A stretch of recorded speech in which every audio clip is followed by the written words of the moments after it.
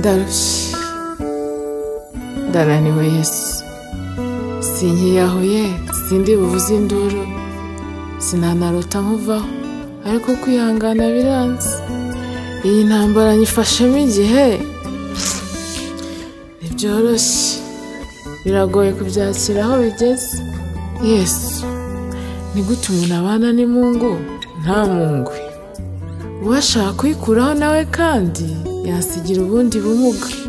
ubuse nkubwira iki koko ndumva ntazi n'isengesho nasenga mbwira ndakumva nubwo utambona ndahari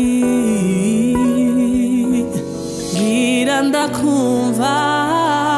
sibyo kwihanganirwa iminsi ibaye myinshi ufashe igihe mu ntambara igisebe cyanze kuma ibigutoneka ni byinshi mbwira ndakumva nta gikuta nta rusaku nta n'umuntu nta n'izuba nta n'icyaha nta musemuzi nta ngero nkeneye byo kukumva mbwira ndakumva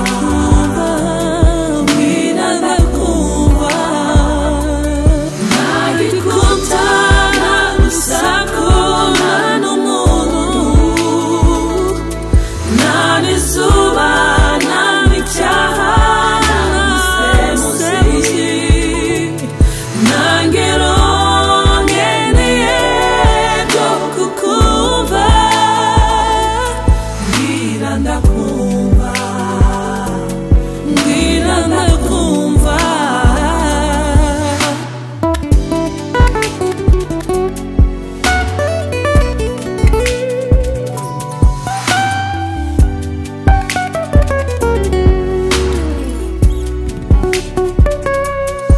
erega ndabizi kandi ndabireba umwanza kugera amacumu ijoro n'amanywa